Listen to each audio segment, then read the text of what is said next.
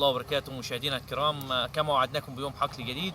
ان شاء الله موضوع حلقتنا النهارده عن ايجار الجوافيه وايه هي المعاملات اللي هتتم اليومين دولت. وطبعا في استضافتنا النهارده الحاج يوسف طبعا هيسالنا في بعض الاسئله واحنا هنحاول ان احنا نرد عليه بقدر الامكان باذن الله. اتفضل يا حاج يوسف. الوقت يا باشمهندس سير الجوافية كده يعني لونه كده مش عاجبني. شاير يعني بص تلاقي فيه شجر عامل كده مش ماشي. تمام يا حاج يوسف. طبعا انت بتتكلم طبعا ان في لون بعض الالوان في الاشجار او في الارض متفاوت. متفوت. طبعا احنا المفروض احنا كان في ري املاح احنا كنا ممكن قمنا بيها في بدايه السنه. ديت كنا ممكن عملناها. ثانيا المفروض ان احنا هنهتم هنا يعني هبتان اللون او لون الشجره بهتانه. طبعا دي راجع لوجود بعض الاعفان في الجذور. طبعا المفروض ان احنا في بعض التحاليل بنقوم بيها قبل بدايه الموسم. الارض طبعا اتاكد من انواع الفطريات، كان في فطر فوزيليوم، فطر فوتوساريا، فطر ريزكتونيا، نحدد نوع الفطر طبعا ونحاول نتعامل معاه. تمام. في اي حاجه ثانيه بخصوص اللون طبعا؟ طيب بالنسبة بقى للرش والأسمدة والكلام دي يعني تمام. احنا المفروض يعني احنا الفتره ديت ان شاء الله طبعا احنا الارض طبعا نعتبر معانا ابتدت في ظهور هنا برضك بعد التجرينات معانا. طبعا تمام. فاحنا النهارده طبعا هنبدا نتكلم عن الرش. طبعا الرش اليومين دول طبعا هنبدا برش مبيدات لاكروسيه بمعدل 250 جرام 250 سم لكل 600 لتر مياه. طبعا هنحاول نضيف بمعدل 150 ل 200 جرام ماده الاسيتامبرايد. طبعا المفروض هنرجع في الرشه الثانيه هنرش مبيد الفوسفور او مبيدات الفوسفايت طبعا لتحفيز عمليه الازهار، عمليه التجرين. تمام. طبعا هنبدا بالتسميد. طبعا احنا المفروض اليومين دول طبعا في تسميده بوتاسيوم هنضيفها للارض وهنحاول نضيف معاها تسميده النيتروجينات. تمام. دي الفتره اللي احنا هنتكلم فيها. طبعا احنا في حاجه برضك عايز اشد انتباه حضرتك ليها طبعا.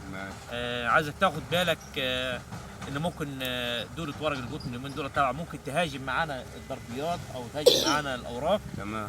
طبعا ديت في الحاله ديت ممكن كمان ان هي تاكل التجرين او الازهار بتاعت الجوافه. تمام. فانا عايزك تاخد بالك تاخد بالك من الموضوع ده طبعا.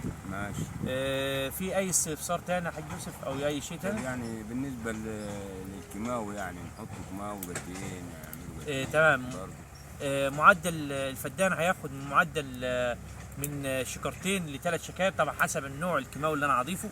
لو هضيف اسمده لوريا معدل شكرتين للفدان.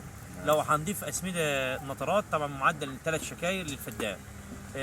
طبعا ما تنساش برضك حاج يوسف طبعا انت ممكن تنزل ماده الفولفيك اسيد طبعا او ماده الهيوميك اسيد. طبعا الحاجات دي طبعا بتعمل توسع مسام التربه، طبعا بتحافظ على امتصاص الجذور للغذاء. طبعا بتحفز معانا نمو الجذور والشعيرات الجذريه للاشجار طبعا كي تمص بكفاءه عاليه. اي استفسار تاني يا حاج يوسف؟ طبعا يعني بالنسبه ما نحطوش سوبر ابيض دلوقتي ولا قدام شويه ولا تمام. السوبر يعني اللي هو السوبر فوسفات. طبعا بص في السوبر فوسفات يا حاج يوسف المفروض ان كل فدان ارض بيحتاج من حوالي 60 وحده فوسفور. طبعا 60 وحده فوسفور ديت يعني بتعادل معايا حوالي 4 ل 5 شكاير سوبر فوسفات. المفروض ان انا اكون ضايفهم في بدايه الخدمه، خدمه الاشجار. يعني دلوقتي طبعا ملوش اي نتيجه معانا. ان هو كان من الاول بيغذي معانا الشجره طبعا بعنصر الفوسفور طبعا. طبعا النهارده احنا بنحاول ان احنا بنضيف الاسمده الفوسفاتيه بنعزز بيها نقص الفوسفور في الاشجار. تمام.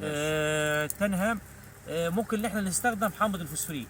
تمام. طبعا حامض الفوسفوريك ممكن ان احنا نستخدمه اليومين دول طبعا هيعدل معانا الدنيا ان شاء الله ويعتبر زيه زي السوبر فوسفات بس بصوره انقى. تمام. في اي حديث تاني؟ لا احنا كده جزاه الله كل خير يا عم ليك. الله يخليك يا حاج يوسف. واحنا برضه بنستفادوا منك. الله يخليك يا حاج يوسف. فاحنا ربنا يجعله ان شاء الله موسم خير باذن الله علينا وعليكم باذن الله. ويا رب نكون استفدنا من الحركه. ولو كان في اي تعليقات او اي شيء طبعا على الصفحه طبعا متواجد التعليقات. والسلام عليكم ورحمه الله وبركاته.